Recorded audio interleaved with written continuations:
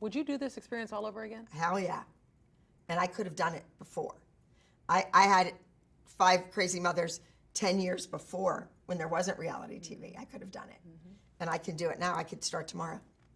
Abby Lee Miller in the building. This is an honor to have you here. Oh, sweetheart. We are huge Thank you. fans. Thank you. Huge fans. When I tell you, you stepped on the scene, was it 2011 with Dance Moms? And we were like, who is this woman who knows how to make a great television? Yeah, and that create- got me, a witch hunt to prison. But okay, go ahead. But you're also a lot of people's favorite television personality because you really tell it like it is, Abby. And so many of your fans can now see season 2 of Madhouse, where it really continues on Brandon TV. It does, because it is, they're adults. Yeah. They're young adults.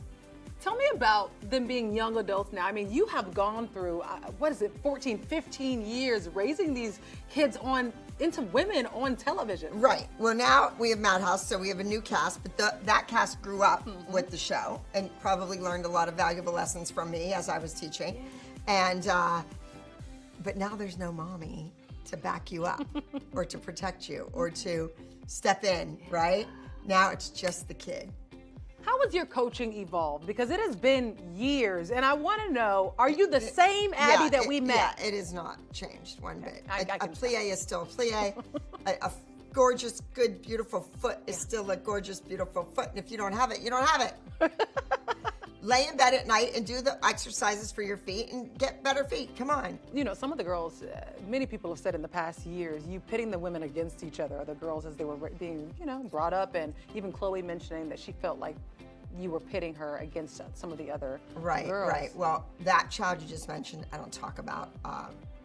There was a contract, and apparently they've broken it and are in breach of it. I have not. But I've always had rivals in my studio.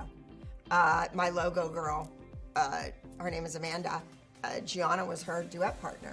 They were duet partners, but they were rivals, Jesse Johnson just finished Aaliyah's world tour, and John Michael Fumara is on Broadway in Hamilton and is just left to do Chicago because he wanted to learn the original Fosse choreography. Those two were against each other in every competition. The 16 to 18-year-old boys. So I've always done that. And when you go to the ballet bar in class, right?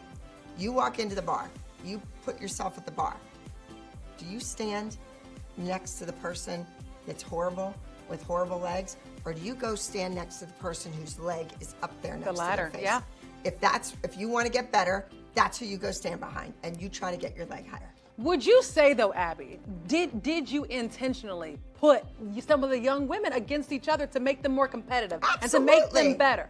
Absolutely. Yes. I knew she was going to say, yup, sure Yes. did. And I'll do it again. I'd still do it. I still do it We in see class. it on Madhouse. You see it in Madhouse, but you also see it if you come to any one of my events. I have assistants with me. I'm going to England, and I have a little girl named Iris from Orania and a little girl named Bella from Huddersfield. And honey, when they're demonstrating those tricks, they are watching each other and they are trying to outdo each other.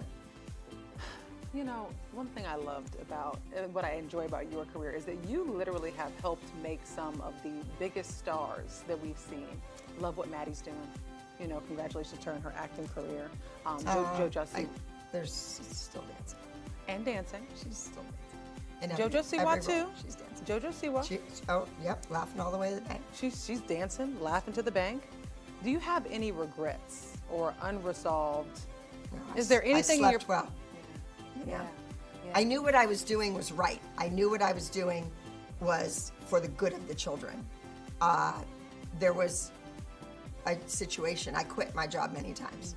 The first time I quit and said, "Get your stuff, get out of my building," was when they didn't want Maddie to go do the Sia video. They weren't letting her. They weren't allowing that. And I was like, she's going. That's it. And then when she came back, they gave her a solo that day to put her on the spot to make her fail. And we just used an old solo and put different music to it. Do you still talk to anybody? Are you still close with anybody? Well, JoJo and Jocelyn and Kalani. I have a podcast, Leave It on the Dance Floor, where I spill all the tea. And it's wonderful. So those kids have all been on the podcast, yeah. Do you still have that hurt? I was just watching your face as you spoke about your experience in the hospital bed. Yeah, I do. I remember Brooke got hurt. Her dad ran over her foot with a golf cart, some freak accident, and she was in the hospital, and I get the phone call. You have to come. Brooke only wants you. She wants you. And I'm like, oh God, what's happening? She was getting ready for a big pageant, a big title to win. And I go and I get there and she's hugging me and sobbing. And I'm like, you're gonna do it. We're gonna go, you're gonna win. It's gonna be good. Come on, pull it together. And I did, but now I'm laying in a hospital bed. Where are those kids? Nowhere. Would you do this experience all over again? Hell yeah. And I could have done it before. I had 5 Crazy Mothers 10 years before when there wasn't reality TV. I could have done it. And I can do it now. I could start tomorrow. All right. When it comes to the feedback from fans, what has your feedback been like? Like when you think about public Persona? of you. Oh, extremely negative. But that wasn't me teaching or me at the Madhouse correcting a kid or giving them some inside information. And there's a lot of good moments on Madhouse. There's a lot of one-on-one with the dancers and the artists, and they get it. Yeah. But I mean, look at where my kids are now. They see that. These other kids see that. They want to be that. Yeah. You know, I think the world, the adult world, certainly the police or whatever they were in Pittsburgh, certainly those people, they looked at me as a horrible, negative, awful, and it was a witch hunt coming after me. A witch hunt, right? And when you spend $4 million of the taxpayers' money to get a $40,000 fine, it's kind of stupidity. But kids in an airport, walking down the street in New York City on the sidewalk, hugging me, wanting to be with me, to be near me, the kids get it. And I know they thought, if I had someone like Abby teaching me, if I had a coach like Abby coaching me, I would be amazing. I would be a star. And further along, yeah. Yes, and the kids get it.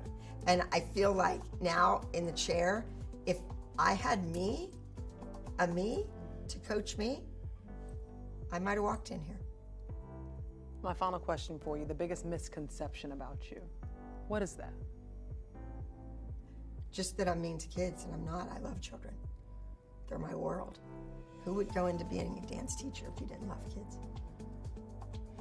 Abby Lee Miller, we can't wait for the fans to see you on Madhouse, February 27th, Brandon TV. When I tell you, seeing you as a personality, you have completely changed the game. I know you've gone through ups and downs, and like you said, you have misconceptions, but there's that fire in you, and like you said, you wouldn't be here if you didn't care about the kids. Nope. You wouldn't be here if you didn't care about the trajectory of their careers. That's right, and these kids in Madhouse, they have a future.